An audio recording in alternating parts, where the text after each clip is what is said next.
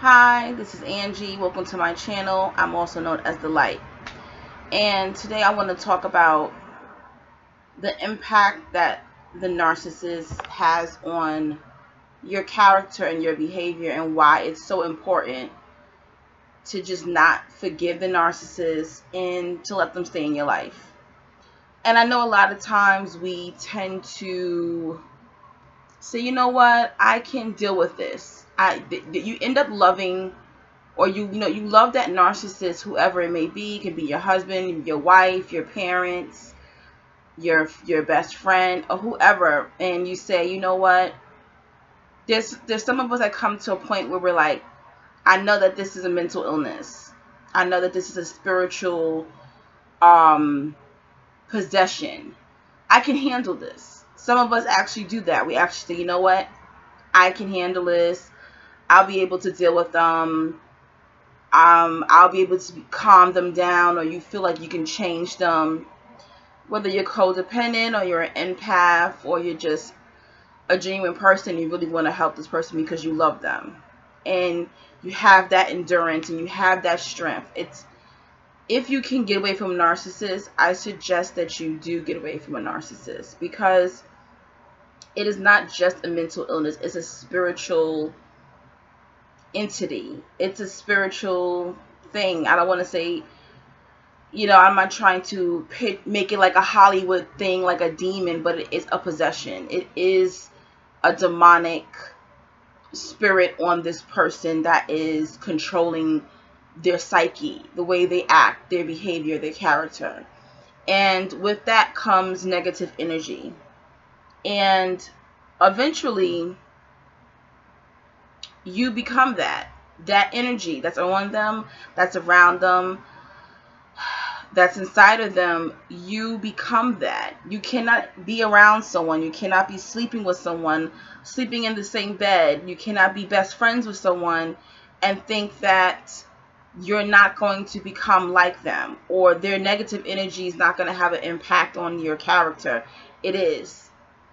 And I mean, you can judge me for what I'm about to tell you, but I rather give people examples of what I'm talking about, because I've lived it.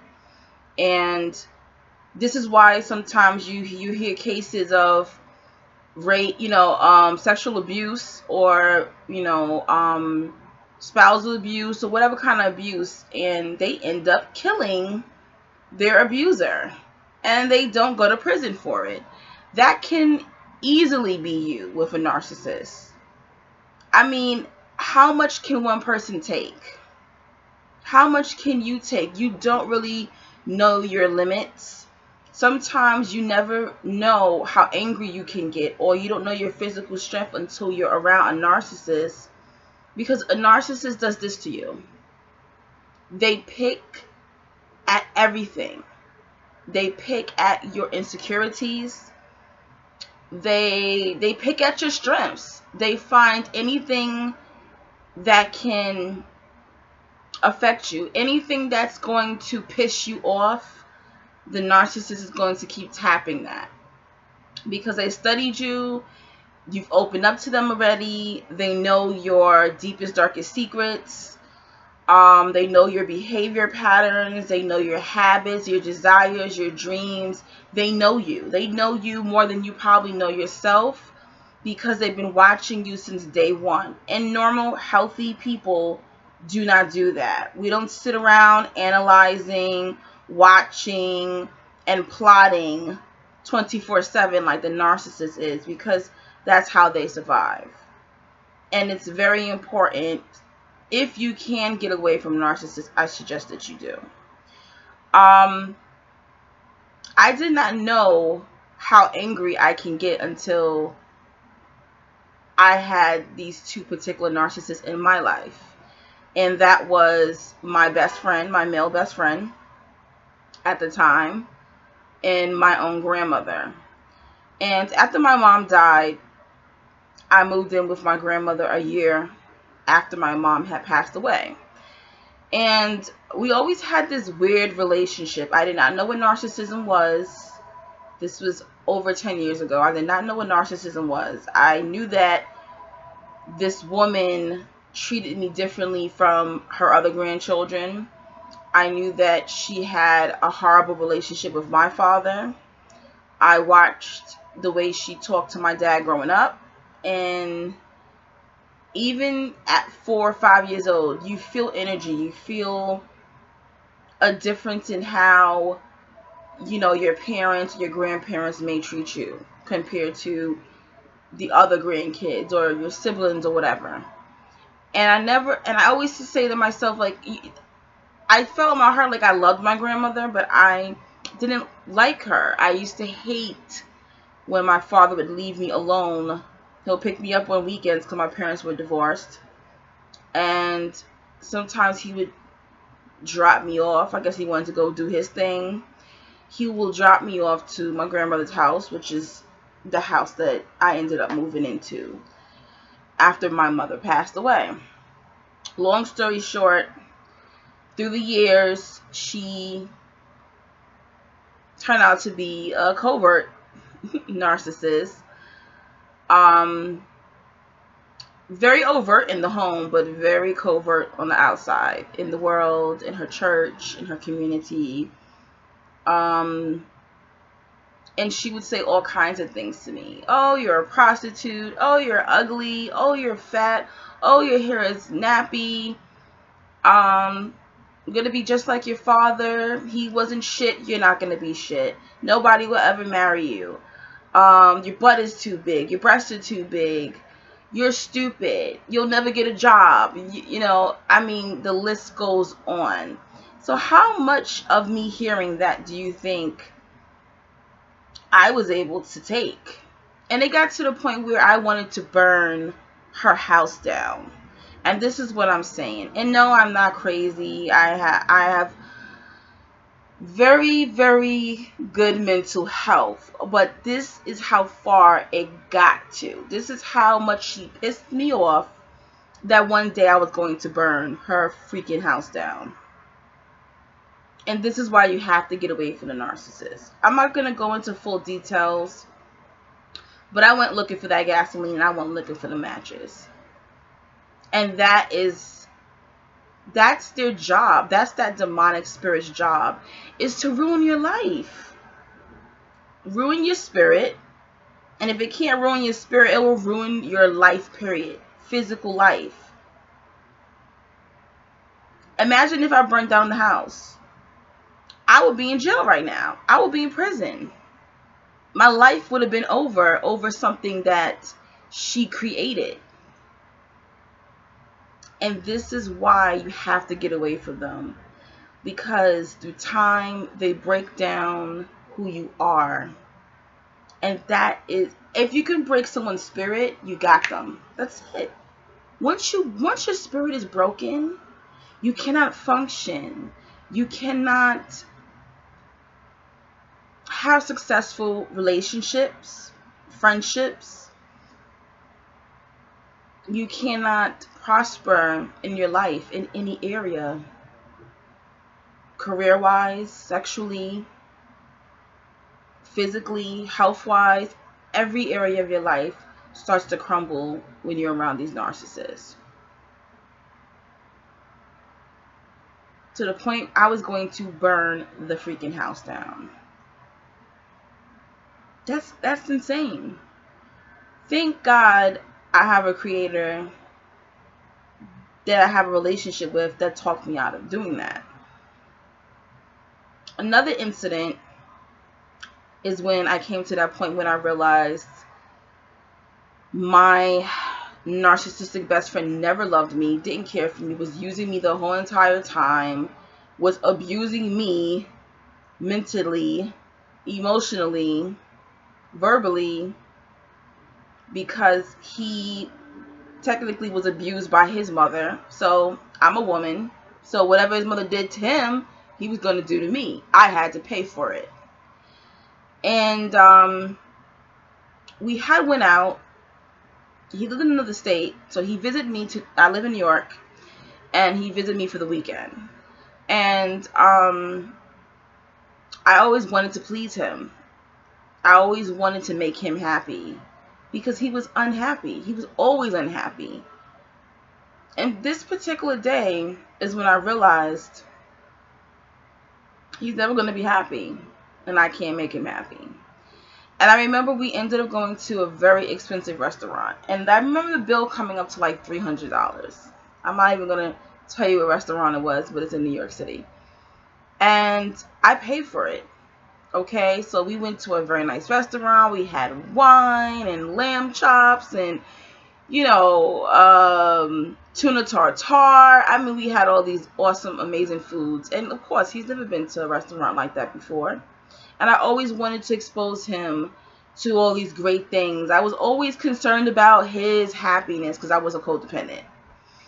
And that's what a lot of us do, who are codependent or who are empaths and who are just genuine people. We tend to look at these narcissists as projects. We must fix them. No, you cannot fix them. Only they can fix themselves with their creator. If possible. If they can be fixed. And I remember I spent all this money on this amazing dinner. And we got back to my house and he was like, oh, I want to go out. I want to party. Let's party. So I take him to this lounge and we're ordering drinks. Of course, I'm paying for everything as usual. And he still wasn't satisfied. And it was something about that moment that pissed me off. I had never felt that much rage inside of me in my life. And I was like, you know what? I'm going home. You can stay here, but I'm going home. And he followed me. We were like at this rooftop lounge. So I got into the elevator. He follows me in the elevator and we kind of scuffle back and forth. Like I'm pushing him, he's pushing me. I'm telling him to get off of me. And we like almost get into a physical altercation in the elevator. So we get out into the lobby. And then we're on the street, we're arguing, and it was that moment when I knew that he was a piece of shit, he was a narcissist, and he never loved me. And I said that, like, you know what? You never loved me. You never loved me, and I get it. And it's very funny because I was intoxicated. But for some reason, for that moment, that blinder came off. And I said, you never loved me. Never. You've been using me this entire time. And it was like, that's when I think he knew, oh shit, the jig is up. She knows. And he was like, no, I do love you. Don't say that. And he proceeded to like grab my purse. And keep in mind, this is New York. And we're actually walking by a police station. This is funny. And he's like grabbing my purse and he's trying to grab my house keys. And we're like scuffling back and forth. This is like 2-3 o'clock in the morning. We're scuffling back and forth in front of a police station. Thankfully, no police were there because it would have been a big thing. And I get to the corner and I see the bus coming that goes like past my block. And I get on the bus and he follows me and I'm just like, yo, you gotta get out of my house today. You gotta get out of my house tonight. So he's still trying to like grab on my bag and trying to get my house keys. He didn't succeed by getting my house keys. So I went in my house. I walked to my house and I got off the bus. And we got in the house and we're arguing and everything like that. And he grabs my purse. He takes my cell phone and I don't know what he did with my cell phone. He hid it in the house. And that's when I spazzed. That's when I lost it. Because, your cell phone is like your life. Like, I run a business from my cell phone. You check your emails from your cell phone. Your cell phone is your life. And I went to go swing on him. I went to go hit him. And there was just something in his eyes. There was just a moment where I looked at him before I was going to punch him dead in his face. That said, it's not even worth it. He's gone. His soul is freaking gone. These people are gone. And it's so sad. It was a look in his eyes that he wanted me to hit him. Do you know how sick that is? Do you know how sick that is for someone to want you to hit them? I don't know if he wanted me to hit him because then he'll call the police on me, or if that's what he really feels he deserves. He almost had this joy in his eyes, like, yes, hit me, bitch. Hit me. I want you to. That's what I saw in his eyes. And that's what I'm saying. These people eventually will ruin you. They will destroy your life if you do not get away from them. And hey, if you judge me for those 2 little quick stories that I told you, that's fine. I'm completely okay with it because 1, my grandmother's dead, so that's over with. And 2, that ex-best friend is no longer in my life. I got rid of him. And I don't have this dark cloud over me anymore. That's what they are. The narcissists are dark clouds. I've lost thousands of dollars because of them. I lost peace because of them. I lost my sanity temporarily because of them. And I gained all that back and then some. So I understand you may love them, but yo, you got to put that love to the side and get rid of them sometimes. Not sometimes. 99% of the time you need to get rid of the narcissist. And I understand some of you are married. You have to come up with an escape plan. And my advice to you is, you know, being that I had to live with my narcissistic grandmother for 7 years, I had to play a role. I was one person in the house and another person in the street. And you have to do that to survive. So that's my suggestion to those who cannot leave the narcissist. Play the role, but don't respond back. That's what I did. Don't let them see that they get to you. Don't react to everything that they say or do. Don't. Walk out of rooms if you have to. You know, I know there's a lot of narcissists who are violent. Just say, yes, you're right. Okay. Sure, no problem. I'll do as you say. Don't be condescending because they will pick up on that. But just play the game, play the role, and try to split yourself in a sense. That's how I survived 7 years with crazy, narcissistic old lady. That's how I did it. And I hope my stories helped you and help you to realize that this is not something that you just can play with like that. You can't play with this energy. Energy is serious. It's like you can't see oxygen, but you're still breathing. You can't touch the sun when you go outside, but it's still there. It's serious. It's that serious. That energy eventually starts to destroy areas of your life. You'll see your health deteriorating, your mind going south. It is to break down your spirit. And once you break down someone's spirit, you can have their life. If you have their life, you can kill them off. That's the purpose of the narcissist, to literally kill you. Kill you spiritually, because we are spirits having a physical experience. That's how intelligent this particular demon is. So peace and blessings. I hope that this video was helpful to you, because it's still helpful to me. It reminds me of what I was able to survive, and you can too. Love you guys. See you soon.